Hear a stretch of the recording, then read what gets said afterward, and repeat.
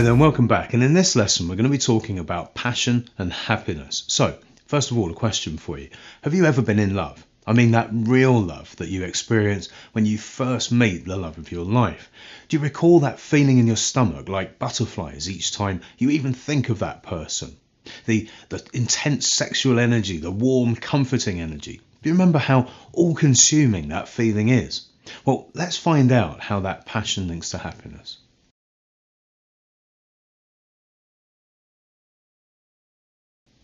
Now, when you're in love, something happens to time, doesn't it?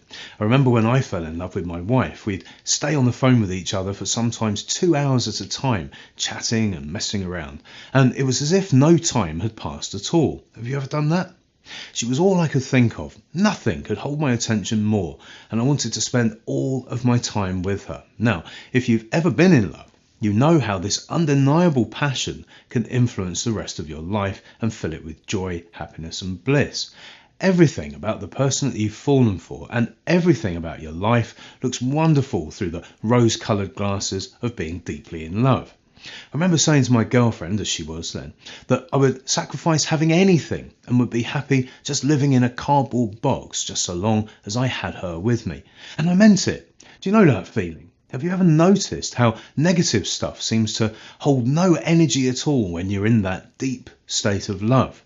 Now, here's the thing. You can be passionate about art, sport, politics, business, science. In fact, anything that you care deeply about can bring up a feeling of passion not dissimilar to that feeling of being in love. However, passions don't just land in your laps, okay? They tend to have to be kind of coaxed into being. It seems to be that a person has to first choose an activity that they have some kind of interest in, and then actively pursue being competent at that activity to begin to cultivate a passion for it. And in fact, it's usually on the way to becoming competent or even a master at that activity that at some point that person realizes that they're truly happy.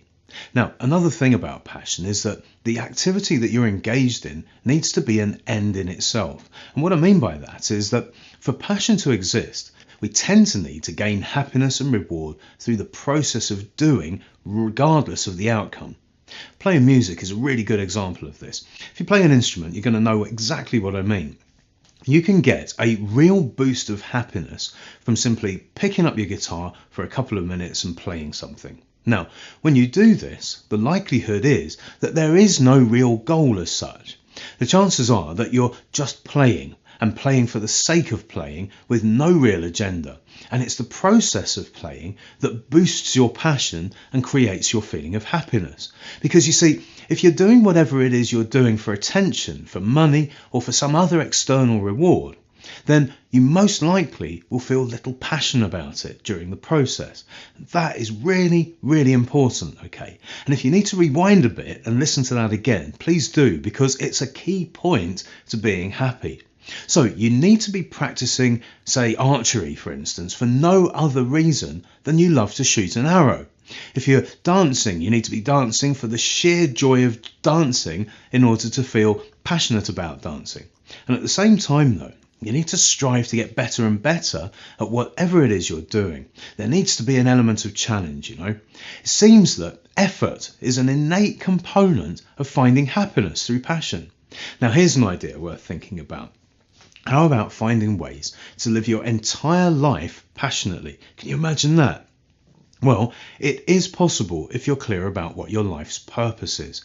If you live according to your values and you remember the things that make you happy. And I do mean remember, because I'm talking about going back to a time when you were maybe a child and remember the things that used to make you laugh, the things that you used to do just for the sheer sake of it, just for the sheer hell of it.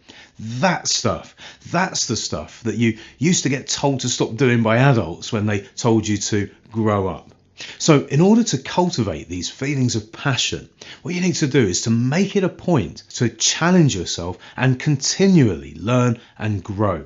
Expand your skills with every opportunity that you get and form or join a community of people whose values are aligned with your own. And together you can support each other in fulfilling all of your dreams. There's a reason, for example, that we have our Facebook community after all.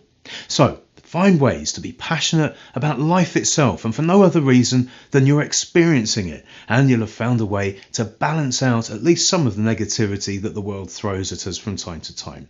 Find a few hours each week where you can be engaged in an activity that you enjoy simply for the sake of doing it, and you'll find that your days and your weeks are much, much more enjoyable. Now, if you make a habit of doing this, you'll never, ever need to be concerned with being bored or fed up ever again. And the reason for this is that passion sparks enthusiasm, and it's truly infectious.